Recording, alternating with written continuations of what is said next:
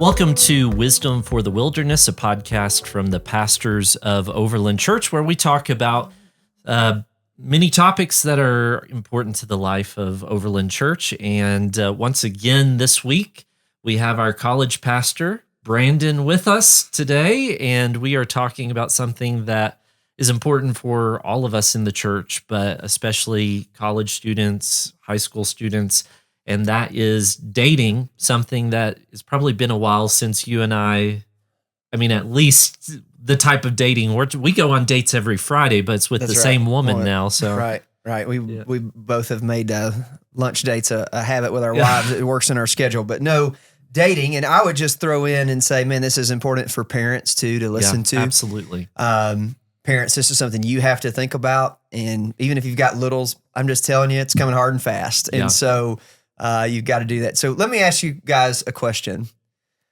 Where do we see dating in the Bible? We do not see dating in the Bible. Right, Brandon? Am I right? I think so. Yeah. You're the scholar, so. Well, I mean, dating is something that really didn't come about till the early 20th century. I mean, it's a more modern way of finding a spouse. I mean, even before that, if you grouped in courting, maybe we're going back to the 1700s, but before then it was mostly, arranged marriages and that kind of thing. And so parents would decide, thinking biblical times, like who you're betrothed to. Yes. And they're setting this up. And hey, can we add in that, man, that probably sounds like a horror to many of you as you're listening. If you're single and thinking you want, like, oh, I would not want my parents to pick. Your parents probably can pick for you better than you can. Yeah. And it worked really well through history. And there's some different reasons it worked well. I mean, you couldn't really get a divorce in a lot of cultures, and a lot of times, like, it wouldn't work out well. But so as we talk about dating, I just say, like, this is something that we have to glean wisdom from the Bible. We have to look and go, where is there wisdom and how can we apply it? And then also that should change kind of how, like, when somebody else makes a different decision about it, or somebody else has a different philosophy, that we definitely have to be, you can definitely look and go, that's not wise. The Bible says otherwise, but we can't hold it so tightly and come across in such a fundamental or dogmatic way to think this is the only way. Yeah, I used to be around a campus ministry that had a specific way of courting, and the people involved in that ministry became very judgmental to other Christians that did not follow their specific method of courting, and they really equated it as being the biblical method when obviously, as we just mentioned, it's not in the Bible. It's not in the Bible. Yeah. And I still see that even in the Fort Collins culture as well. Yeah. That there's a particular mold that you must fit dating into. And there's no one size fits all with dating. Right. So I think maybe one of the first questions we should ask is, when should someone start dating? I'm talking age here. When I was a middle schooler, that was the deal. You were dating somebody, and that looked like. I mean, was it true of you? Like, even before that, like when you were in kindergarten, first grade, did you have like the uncle that said, "Hey, you have any girlfriends?" Oh, 100%. And Valentine's Day, you're giving, and absolutely, it was thought of as cute. Yeah, and it was something that our parents let their kids do, and you get dropped off at the movies, and there's like no business whatsoever. If the point of dating is marriage, I'm going to draw a line and say, you don't need to start dating until it's a viable option for you to get married within a realistic time period. Yeah. That doesn't mean, I'm not saying that there are any high schoolers that shouldn't date. It's not saying that parents, when your kids are pressing you at the high school level to date, that it's not something you should do. I'm just telling you, young people, listen to me. You will save yourself a lot of time and a lot of heartache and a lot of stress if you will delay in dating till it's a real viable option for you to be married. It doesn't mean you don't go to prom. Doesn't mean you don't have healthy relationships with the opposite sex. But if you think of dating as this is just this fun social thing, or I'm going to get in this long term. I was in a relationship from 16 to 20. So 4 years. And obviously at some point that became viable. Like, okay, they could get married. But when I see people and they're making all these jumps and they're breaking up, it's just divorce practice. Yeah. Yep. It's what it is. And it's often painful. Yeah.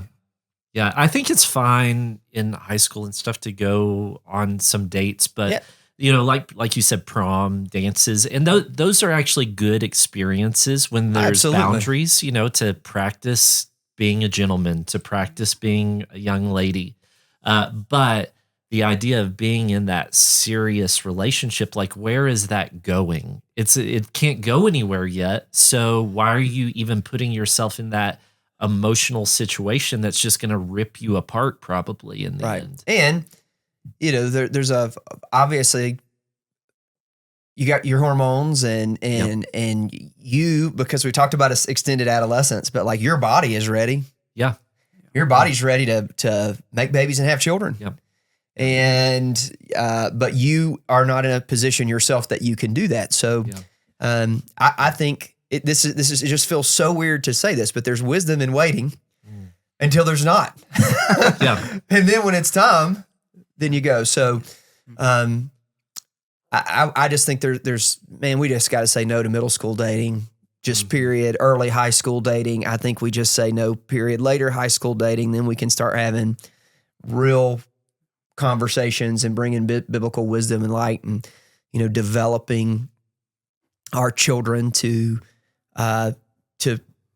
be in a long-term relationship. So I think there's health that. But then when we get to college, for sure, I think every one of us agree that it would be okay to get married before you have a college diploma. I hope so, because I did. So same. I had a college diploma, but I do think that you don't have to have one. Yeah. Now, that is obviously different than a lot of parents of our college students. A lot of our college students would be their worst nightmare to think that my student would get married because they're worried about them not finishing their college degree. So can we just say for a second that, man, Josh, you and I got married, led families, and finished our college degrees. And I finished a lot of degrees as married. It's definitely doable. And actually, I think married students tend to actually have better grades. They're more focused. They're taking it more seriously. Yeah. Not to say that there aren't different difficulties with providing for a family, and if babies come along, I mean those are risks and difficulties. But I do think that if you're focused and you're really committed to doing this, you're capable of doing it. I mean, I did, and I know a ton of other people who have. I was in our community group several weeks ago, and one of the people there asked me, Zach, does it say anything in the Bible about getting married early? Like, should you do it? And I went, no, it doesn't say that. She goes, well, you sure do talk about it a lot. And I went, all right, well, why do I talk about it a lot? Brandon, why do I talk about it a lot? About getting married early? Yeah. What are you seeing in college? And why do you think, okay, it's okay to get married early? I think it's okay to get married early when both people are serious about pursuing the Lord and they want to do ministry together and become one. I think that it goes against the culture, it goes against the grain, and that's actually an opportunity to be a light to the culture when two young people can say, hey, we're both committed to pursuing the Lord. I'm going to provide for this family. We're going to become one flesh. It's countercultural, and I think it depicts the beauty of the gospel in a dark time that we live in. Yeah. I mean, just physically, the physical level of temptation is almost impossible to deal with. If you're going to be in this kind of limbo state, you're going to date girls, but you're going to put it off. I mean, even if you find like your sophomore year, the woman you want to marry, and you wait 3 more years, I mean, to be pure and know this is the woman I want to spend the rest of my life with, like everything in me wants to be one with her, you are gonna fail. 100%. There's 0% chance that you have a 3-year Maybe I'd give engagement. 1%. I'm not giving 1. I'm going 0. Long engagements. I mean, you don't want to burn with passion. And that's what Paul said, like kind of looking back to last week. Paul said, it's better to be married than burn with passion. It's good if you can be single, but if you can't, it's better. Now, I don't want to just pretend. Like, I think maybe a secular person would listen to this and go, oh, they're so scared of sex before marriage. Yeah. We're not scared of sex before marriage. We just know it's not right. The Bible says otherwise, and there's great wisdom from the Bible. Yeah. And again, sociology comes up behind and shows like this is to the detriment of the person. Yeah. Yeah. So it's not that just that they're just scared they're gonna have sex. And let's just follow that logic. Well, what happens when you have sex? It's called procreation for a reason. And so, if they're on birth control or they're using contraceptives, that's great. But what happens when they get pregnant? Your philosophy, abort the baby. Yeah. We believe that abortion is murder. And so it is one sin that leads to many sins that are compounding sins. Yeah. And so, man, what a gift it is to those who wait and have one wife, one spouse. One of the lies that is out there is, well, you've got to find out if you're sexually compatible. Like, how are you going to know if you're sexually compatible if you don't have sex before marriage? And I'll just say, my wife and I were both virgins. We were not sexually compatible when we got married. We didn't have a clue what we were doing. But the beauty is that we learned it together and only together. So let me ask this question. Should girls pursue guys? No. Also, no. Why not? It's wrong. Yeah, it's wrong. No, so it sets you up on the wrong foot to begin with for a marriage relationship. Okay, so a man in the marriage relationship is to be the leader, the provider, the protector.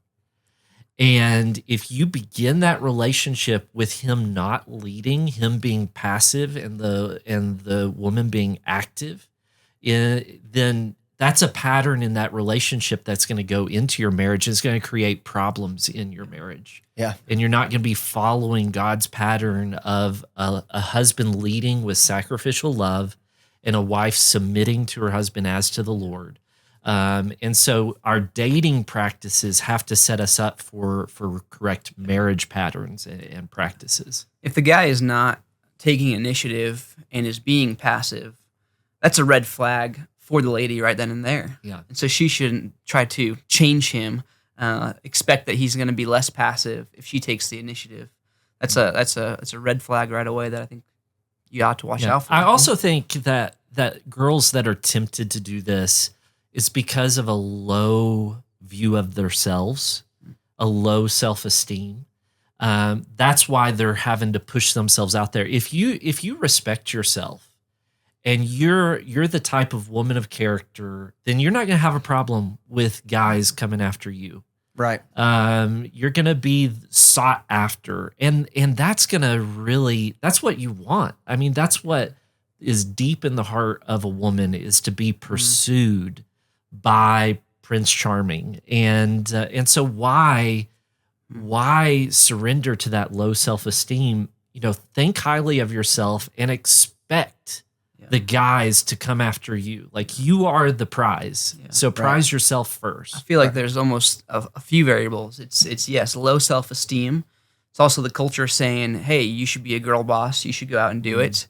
And then thirdly, I think it's also the culture raising apathetic, lazy men who don't take initiative. So those three things working together. Oh, man, they're cowards. Yeah. I mean, I see this all the time. Guys, myself included, when I was that age, I would be like, have a cowering moment. There would be a lack of self-esteem. It would be it's really ego. It's the idea of getting shot down being paralyzing to the guy. It's scary. Yeah. Rejection is hard. Right. And so you're like, and it takes confidence to build up to go make that ask. But some guys can never get over that hump. They can never have the confidence to do it. And man, there's so much sociology and psychology. You go back to family of origin and guys who had good relationships with their dad and had dads who built confidence in them do this so much better than the fatherless are the ones who had a feminine dad, right? So there's a ton of sociology in this, but nonetheless, single guys listening to this, when you are walking with the Lord, you're pursuing the Lord, you've got your ducks in a row, and you see a woman that you think she's got her ducks in a row. I'm being realistic here. Like, you know, she's not in a different life stage. She's not well beyond me. Like, shoot your shot. Yeah. What's the worst thing that she can say? No. What would be the benefit if she says yes? It could, you know, it change your life dramatically. So it's worth it. Don't. Yeah, I think it's probably easier even now than when we were younger because guys aren't shooting their shot. So like if you're the guy that comes out and you actually do it, then I mean, you're way ahead of the other guys. Right. I mean, not doing it a cowardly like, way through you text can message look or incredibly ugly and get a hot girl right now because if you have confidence, you know, like confidence is attractive. Yeah. Right.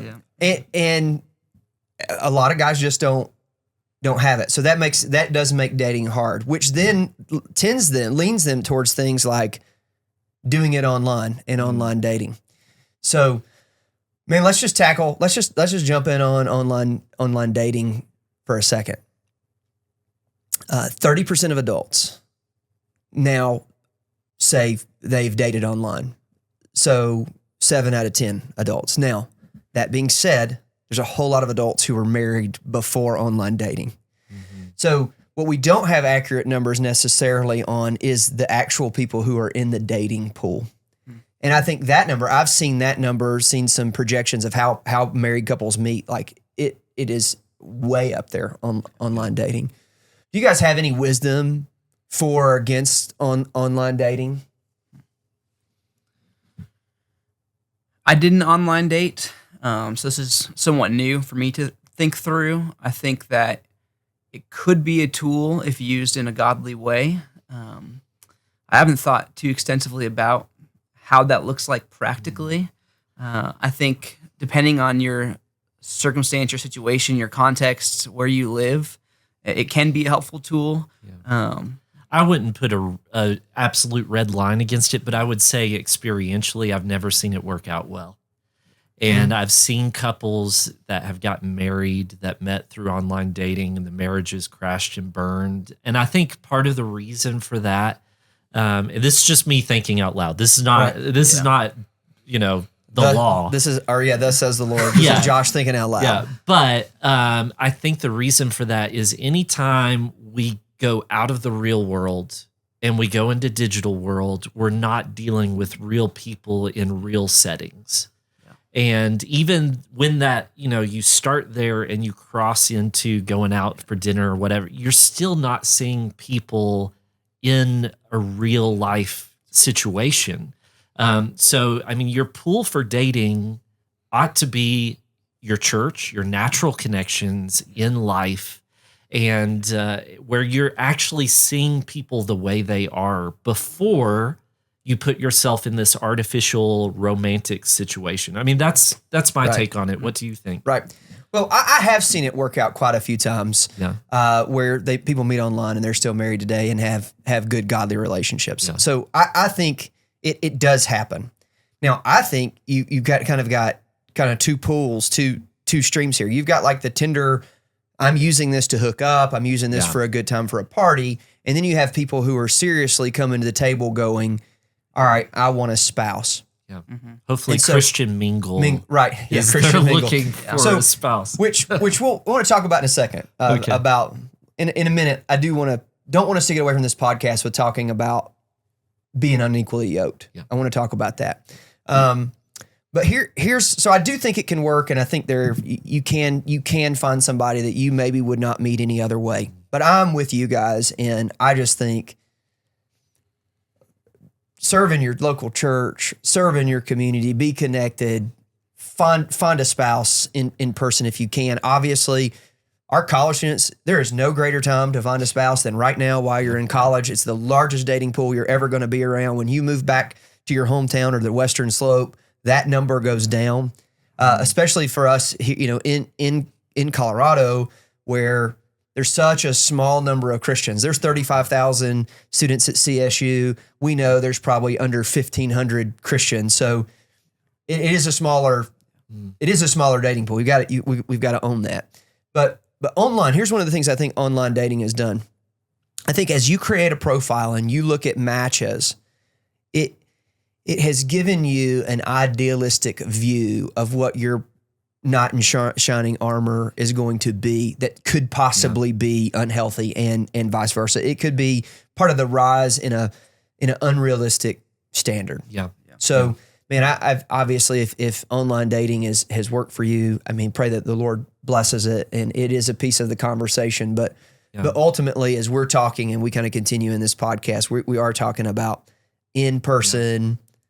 Pursuing somebody. If I can add one more thing on that topic is how much better is it to be like serving at Trek and see a guy that maybe you wouldn't fit the profile you're looking for on Christian Mingle or eHarmony or whatever, but see him serving with middle school boys and see a part of him come out in that setting that all of a sudden you're like, whoa, he's an attractive husband material guy, right? That you're not getting in the digital world. Yeah. So, that's my 2 cents. So what you're saying is serving is attractive. Serving is attractive. Absolutely. So go serve. And serving together. I mean, it happens a lot when you're serving together. It's part of how God made us.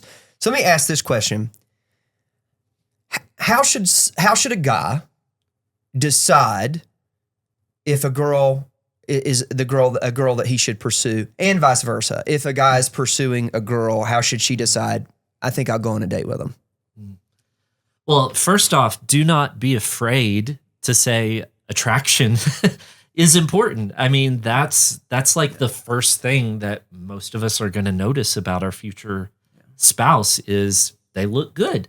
And there's a reason that God created us to have that response. So you want to be attracted to your spouse. And there's obviously caveats to that. Like I was just saying, the person can grow in attractiveness to you when you see their character, but that's part of it. And then second part, I would say, is you want to see as much of their character as you can in neutral settings.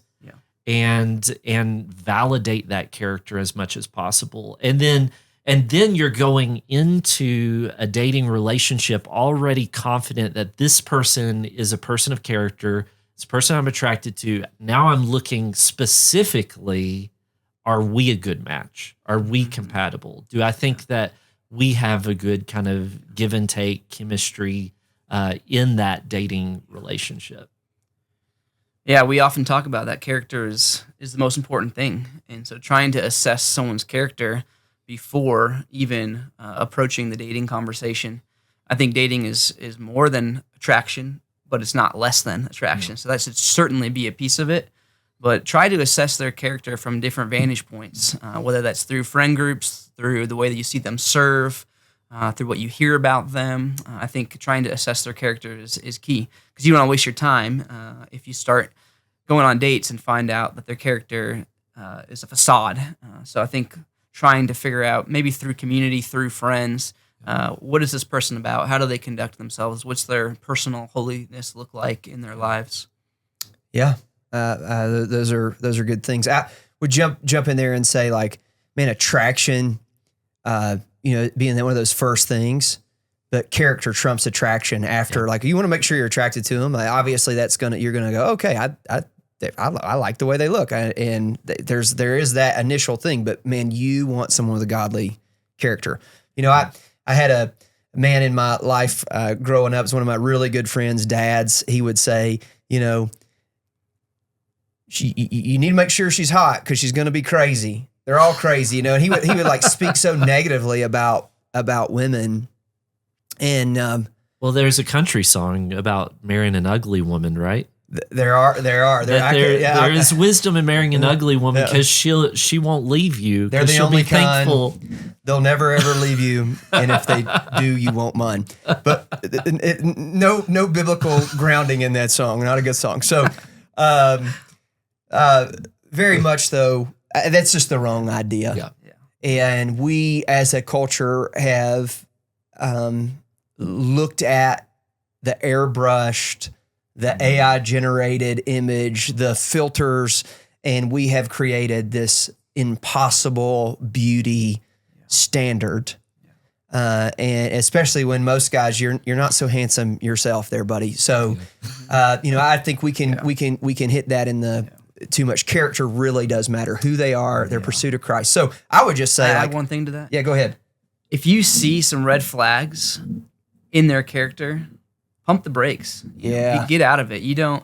I think often there's like this initial attraction, infatuation, and so you start to overlook some of those character things because you're excited and it's new and exciting. But if you start to see those red flags early on in their character, because get out now. You're gonna get too far down the road where it's gonna hurt too much. Both of you. Emotionally. Yeah, both of you. End it. Yeah. Don't ignore the red flags. Red flags early on. Yeah, I definitely agree with that. Obviously, jumping back to this, it's like, first of all, you need to be equally yoked, meaning believers shouldn't date unbelievers, shouldn't marry unbelievers. I see this, the older someone gets, the lower the standard gets. Yeah. And I'll see, you'll see, I've seen this over and over where there'll be a girl who greatly desires to be married and a lost guy will show her attention. And because her desire to be married, she forgoes those convictions and then ends up in guilt. And in any way, it doesn't work out. So number one, are they a Christian? Two, do they love the Lord? Are they serving the Lord? Are they demonstrating those things? And then again, for the guy, have the courage to pursue that girl. And let's talk about the pursuit. It's more than when I say the courage, maybe you just think, well, the courage to ask her out on a date. What do you do once you take her out on a date? You be a gentleman. Yeah. You buy her dinner, you open her door, I have to tell you guys about my first date with Stacy. Can I tell you? Yeah, I want to hear it. Yeah. So first date with Stacy, I was 18 years old. And I was a freshman. She was a junior in college. So, I was shooting the shot, right? And I had in my head, I want to come off as confident. So I took her to Applebee's in Murray, Kentucky, sit across from her. Friday night? Friday night. Okay. And I looked her in the eyes, directly in the eyes, and talked to her, not breaking that. And she laughs about it to this day, like how awkward and weird it felt that I was just like staring her down the entire time. Yeah. But I tried. And it worked out. Yeah. It worked out in the end. Yeah. But anyways, I don't know where we were at or where we were going. That is a funny story. Yeah. And I guess the truth there is, hey, it might be awkward at first, Absolutely. Yeah. Absolutely. Yeah. You're trying too hard and you're giving it your best go. But man, I don't want to be critical of that. Do it. Just pursue her. But I think pursue her in a godly way. Yeah. You're pursuing a wife, not someone to get in their pants. Yeah. Right. And our culture has preached the opposite. Yeah. Right. And the expectation for many people in the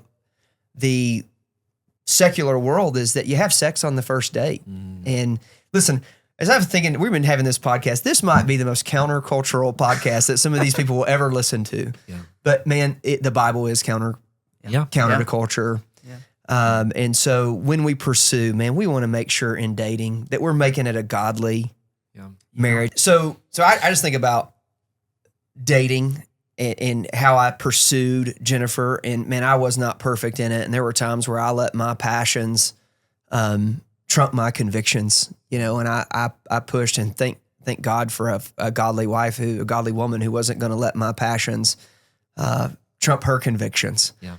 And, we want to, the things we believe about the Bible, we want to protect ourselves in them, and we want to pursue in a pure way. We want to, as we're starting this pursuit and this dating, realize if we don't marry this is somebody else's wife and not mine. Yeah. And we want to treat her that way. And as we get to the point as we're dating and as we're pursuing, we want to make sure that we're loving our neighbor as ourselves and that we're caring for them. I would say the next thing is, man, so then that means, all right, we're in public. We're not behind closed doors. We're not going in a bedroom and locking the door and watching a movie that, Netflix and chill. We know what that means, right? In today's world, and it has really nothing to do with watching a movie. Yeah. And that's not what it is. So it is things in public. It is situations where we're having fun together, where we're having deep conversation together, where we're trying to figure out, are we on the same page? Do we have the same general purpose? Are we having the same direction? Is there a compatibleness here? And really the question becomes, do I like this person? Can we be friends? There is so much of marriage that is about just good friendship. Jennifer is my best friend. Yeah. And do I enjoy talking to her? Do I enjoy spending time with her? And if you can get to the spot where both love the Lord, both seeking the Lord, we've got the same vision and purpose for our lives. Like we can get them on the same page. They're not headed two totally different directions. And we like each other and enjoy spending time. Yeah. You're most of the way there. Yeah. I think that's dating with intentionality and dating with clarity too. Of always being clear where you're headed, where you want to head, and not treating dating so casually. Like if all you do in dating is, watch TV, then you never really got to know that person to see if you're compatible, to see if you like that person. And so being strategic about how you date. Brandon, I wonder what you think about this. I see kind of two extremes with young people is on the one hand, you have people who aren't dating with intentionality and they're just like, where's this going? It's just like going nowhere. Yeah. And then on the other hand, you have the Christians who come in and they're like immediately on the first date, we're planning our wedding, like talk about that balance maybe. Oh, there's such a balance there. Because you don't want to talk about marriage on the first date. I don't think. Not unless you're. It doesn't work out well for most people. I know some it's worked out for. I know somebody about Herschel York bought Tanya York her engagement ring 2 weeks later. I mean, on the first day he laid it out, but that doesn't work for most people. Yeah, I think you got to be careful about that because as soon as you do start bringing marriage into the dating relationship takes a tone of seriousness, maybe too serious, too soon. And what I see a lot of times is you can start acting like you're married when you're only dating. And that's unhealthy. And that's really unhealthy. Even I listen to the way people talk and just the pronouns that they use. Like, oh, we're doing this. Yeah. We're going to the grocery store later tonight. We're planning our week out. Well, no, you're not one flesh yet, you know? So even being careful in the pronoun usage can pretend like you're married. Yeah. So you can date with the direction towards marriage while knowing at this stage, we're just getting to know one another. Yeah. And we don't have to be, so serious. Dating for marriage doesn't mean on the first date we're okay, so when do you want to get married? I feel God told me, whatever. Yeah. You could just chill and have fun and have dinner with someone and talk and sense their personality.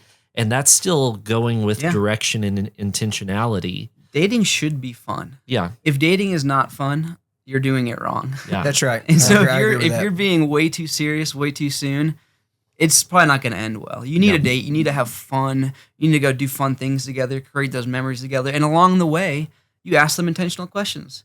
Hey, what's your career look like in the future? Yeah. What do you think about this Bible verse? Or, just having fun and asking thoughtful questions along the way. Yeah. So once you mentioned this, once you bring the marriage conversation in, it adds something unhealthy if it's too early. But also, I think the other side is once you bring physical things into that relationship, even in marriage, you fight about sex and you fight about money, right? So I mean, those are like the two of the top things couples fight about. We're in premarital counseling, we're going to talk about sex. We're going to talk about money. We're going to talk about in-laws. Yeah. And those are like kind of the three big things that leaving and cleaving. Like those are some of the bigger conversations. Yeah. So don't bring those into the dating relationship early and corrupt this time where you're supposed to just be sensing the person without the extra confusion of those issues. Yeah. And I just said something that sparked a thought, and that is their family. And the family matters. You do want to meet their family. I suggest, like, once you in your mind you're going, this could be heading. I like this person. I want to meet her family, because the family can be a deal breaker if she or him is going to so cling to their parent, and it's going to be as if you're marrying into their family. That's a major red flag. Maybe we could do another podcast on what it means to leave and cleave. Leaving and cleaving is an important part of marriage. So we'll save that for a marriage talk down the road. But you do want to experience their family. Man, I praise God for my in-laws, and meeting them was a blessing. And I've got this funny story, and I'll kind of transition this about like engagement and asking, and when should you get engaged? Jennifer and I, we started dating really like end of June, and I knew in September I was going to ask her to marry me. The problem was, we were in Central Kentucky. Her family was in Virginia, and so I had to go home with her to meet her family. Yeah. And her dad, who I love my father-in-law. He's a jokester. And he knew exactly why I was there. I mean, there was no doubt. He knew that I was going to ask the question. And so every time I started working the conversation towards it, he was like a cat playing with a mouse. And he just like bat me away. And so finally, like, I just blurted out, "Can I marry your daughter? I'm asking permission to marry your daughter." And he looks at me just dead face and goes, "I'll think about it." And I just sink. I'm like, "What?" And then he just gives me, "I'm a messing with you," kind of thing. And he asked me, but we dated essentially a little over 3 months before engagement. We got engaged mid-October and we were married in January. So it was fast. You're talking half a year dating and engagement, and I have zero regrets. Jennifer might have some, but I don't. I don't think she does. I don't think she does. So, man, there does need to be, though, this progression of, if you're serious about it, I'm not saying, hey, this is the timeline, but if you are serious about it, you need to be serious about it. You need to move it down the road. If you're not serious about it and you don't think you're going to marry this person, you need to break up with them. Yeah.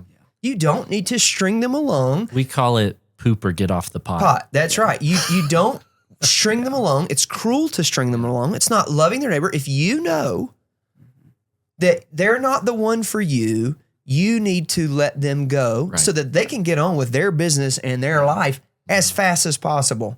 It's wrong to string them along. And it doesn't take that long to figure it out. So, I mean, you said 3 months. We knew each other for 6 months. We never really had like a couple period where we were like boyfriend and girlfriend. We had been on some dates. We had written some letters to one another. This was in the olden times. And you should see how many times I went to that post office at Southern Seminary looking for a letter. It was obsessive. But anyways, we had known each other for 6 months, and I asked her to marry me. And we had to be engaged for a year because her parents said we had to be engaged for a year. They were afraid we were rushing things too quickly. But I wish we hadn't been engaged for a year. I wish we had been engaged for, 2 weeks, really. But it doesn't take long. Once you see this person, you spend time with them, you're going to know it's wrong. It's not right. And so, don't be kind of like sitting around and like, oh, I don't know, there's this, and this, and then there's this, and this. Like, you're going to know pretty quickly in your gut, I think. unless you're like there's some personalities that overthink things, right? Right. But so I actually that have in my caveat. notes, stop overthinking it. Yeah. Yeah. Yep. There is like this idea that there's only this one person and you've got to go, Yes. This Hallmark love story that you're going to bump in and run in this person you're just going to know. That's all hogwash. Yeah. And it's garbage. There's no And- such thing as soulmates. right. That does not exist. That's not biblical. Cool. So Right. stop it. Right. That's right. Yeah. Yeah. Don't date for too long. You should know within a reasonable amount of time. It looks different based on the person. I think I met Maddie in March and proposed the following February, and we got married in May. So all in, that was less than a year and a half. And I felt like I've seen her in different seasons of life. I know what I want. I know who she is. And so make a move on it. You don't need to date for years and years and years. In fact, if you do, there's probably some red flags in that. And you made me think, like, there is a reality, like the person you date isn't the same person you're engaged to, isn't the same person you marry, isn't it, like who I was pre-marriage and who I was post going through really hard things within the loss of children and, like the sanctification of my own soul, my wife, like we're different people than we were then, but we just continue the pursuit of one another. Because let's just be honest, like, good, godly men, they don't just pursue their wife until they get her and go, got her. Like there's a continual pursuit of your wife. It's not. This just goes that. back to the age thing too. So I met Stacy when I was 18. I asked her to marry me when I was 19. We got married when I was 20. Yeah. So we're 20 and 22 and we get married. I mean, honestly, we were still kids in a lot of ways. And the beauty of marrying young is that we were still flexible and moldable, and we grew up together in marriage. Whereas if you put off marriage till you're 25 or 30, I mean, I know you did, Brandon, but I mean, a lot of people, they're set in their ways, and which it's makes very it difficult. Makes it hard. I mean, that's one of the things that is harder for the 30 to 40-year-old single person or beyond is that they are set in their ways, and then they get to a spot of where it's like tons of deal breakers with each other. It makes it hard. I know for me, I was just about 30. I had established habits and rhythms. I was kind of set in my ways, and so marriage is like, I have to be flexible. And so I think getting married younger, you kind of eliminate some of those obstacles. And the person that I am, because I got married at 20, I can't imagine like who I would be apart from Stacy. Like there is no me apart from Stacy. Yeah. I've been, that high school kid. I mean, who was that, Right. She helped mature you. Yeah. Jennifer and I often talk that, man, we wish we could have gotten married earlier. We couldn't have gotten married much earlier. Just, we didn't meet each other, but like we look and we go, we love each other, and being married earlier, we look at our boys, and man, if I could paint a pathway for my boys, is that they would get married while they're still in college. They would get married young, and they would marry a godly wife raised in a godly home. Yeah. And we even have prayed that since they were born. We have prayed for their future spouses, and that their spouses would have godly parents. Yeah. And I think that's an important thing. That's what I would choose for my kids. I would want them to have the joy of marriage at a young age. Man, one of the things that comes in the delayed adolescence, the delayed dating, when you get married at 30, especially on the female side of things, childbearing becomes harder. And man, just as we're pushing against the culture here and saying marriage is good, I'll just push against it just briefly. We'll save this for another day, but children are good. Yeah. And man, also a very important thing to talk about in dating, to make sure that you have similar goals when it comes to, hey, we want to have children or don't. And having babies in your 20s is so much easier than having them later in life. I mean, there's a reason God designed us the way that he did. It's not to say that it's wrong, but like if it's a lot easier to have sleepless nights when you're in your 20s than when you're in your 30s, 40s, or 50s. That's right. Absolutely. But one other observation that I noticed too is the culture says, date, have fun, don't talk about marriage. The tendency in church culture is talk about marriage right away. And I think some of what I see sometimes is there are young people who start talking about marriage right away, too early, but also don't have like a plan to be married in the next year or two. It's like, oh, way after we graduate. And so they start bringing into the conversation about marriage early on, but the trajectory is still years and years out, which tells me you brought in marriage way too soon to this conversation, into this dating relationship. Yeah. Brandon, do you think that part of that is wrong expectations of where they're going to be at, like financially, for marriage to happen? Yeah. I think that's one reason people delay marriage, right? Is because they expect they're going to have the house and they're going to have, 6-figure job or, what, like I was a teller at a bank, and we were in a tiny 1-bedroom apartment that smelled like cigarette smoke because the neighbor smoked cigarettes. Like that's where we started our marriage. Yeah. If you're already out of your parents' house, right, and both of you are, getting married actually is going to be cheaper for the two of you than living alone and separate, right? Yeah. There's a reality to that. Now, if your parents are still flipping the bill for your life and all of that, like that brings up a total different conversation. I would be willing to help my sons as they're pursuing their degrees, if they're working hard. Now, my kids, there's no handouts. Like they know that, right? There's no handouts, but I would be willing to say, oh, we had this agreement about college and I was going to help you up to this point. Marriage doesn't change that. But that being said, that is the goal of the man, is to provide. Does he have to provide like he's in his career, like he's going to 10 years into his career? No. And there's something about being poor and broke and married and just loving and clinging to each other that I think is a gift. It's so much fun. I mean, it's fun. Yeah. It's a season we look back to and we're like, that was crazy. We loved it. Actually saw on social media, one of our former students, her husband was getting ready to go to work and she was making him peanut butter and jelly sandwiches and packing his lunch. And I don't know if he just likes it, but she was putting like 4 peanut butter and jelly sandwiches in his lunchbox. I thought like, man, that's the picture. That's not poor. That's po. They can't even afford the O and the R. But married. Yeah. And I think for young people too, I feel like the girl tends to mature faster than the guy. Absolutely. And so the guy needs to up his game, so to speak, and really mature and really get his life organized and disciplined, manage his own household well before he thinks about getting into this relationship. I was older and Maddie is, 8 years younger than I, but I felt like maturity-wise, she was more mature than me.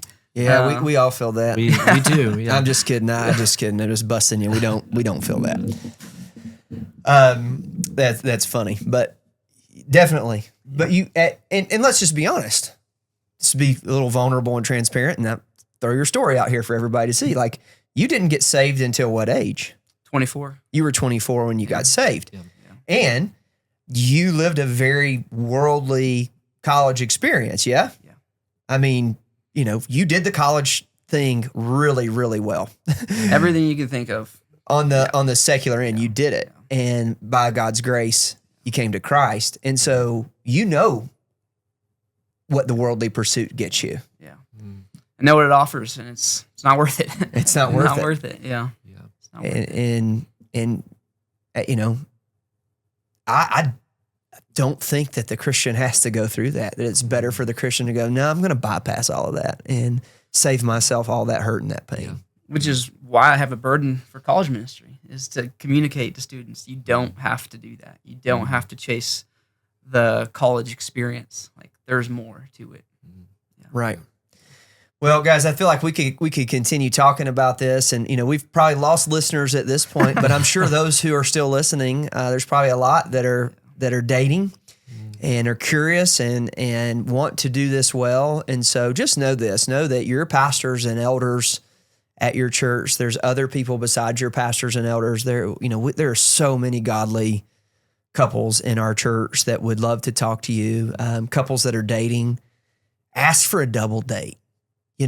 Like, look at a couple that you admire and ask for a double date. Yeah. And I'm sure, I could just think like Randy and Cheryl Kenyon would love to take you on a double date and talk to you about marriage. There's so many couples that have these godly marriages, glean and learn from them. And so, man, just as we close today, guys, let's do what we always do. Let's get some quick parting words of wisdom. Dating is not something to be done in isolation. It's to be done in community. And traditionally, that's your parents speaking into this. But if you don't have believing parents, like you were just saying, the community of the church, getting the input of wiser men and women to look at this relationship and say, this person's good for you, or I see these problems with this person, because you have that temporary insanity and you need others to bring wisdom into the situation. So don't date alone in isolation. Yeah. I think another practical point would be to create boundaries and expectations early on in dating, because it's really hard to walk things back after you've been doing something a certain way for a season. That's a good word. Yeah. And so, and if you have to change things months into it, it actually can lead the other person to feel maybe potentially offended, like, oh, I must have done something wrong. We got to change these things. And so it's just better to create those boundaries and those expectations early on, because it's really harder to undo that in the future. And then a similar point would be, don't get too passionate too quickly. Yeah. Don't become too dependent too quickly. I pulled a quote from Tim Keller. I could just read this here real quick. I think this is from The Meaning of Marriage. He says, don't let things get too passionate too quickly. Emotions can come on very strong in the beginning of a relationship. Infatuation is often misinterpreted as deep love, and people become blind to each other's flaws and delusions. Take your time to build up an all-inclusive attraction, which will be more a sustaining, stronger love through your years of marriage. And I think in that, he talks about a lot of great things, not ignoring those red flags, not becoming over-dependent, creating those healthy boundaries. So I think that's a good word from him. Yeah. Man, I would just add my final word is, especially for the guys, is talk to your discipler, talk to your mentor. College students, you should definitely roll up to Carl or to Brandon or one of your pastors and say, hey, I'm thinking about pursuing this person. What do you think? Yeah. And girls, it would be wise for you to do the same, to show up to somebody and say, hey, this person is pursuing me. What do you think? And invite others. It doesn't mean necessarily have to do whatever they say, but invite others into the process. And, I mentioned just like, this is probably the most countercultural podcast some people will ever listen to. Our culture's not done this well. Yeah. We want to be countercultural to it. Counterculture to a culture that has done this very poorly. Man, as Christians, we should do it differently. Yeah. Absolutely. All right. Absolutely. Thank you for tuning in to Wisdom for the Wilderness. Like and share on whatever platform that you are listening, and tune in next time as we search for wisdom for our lives in the wilderness.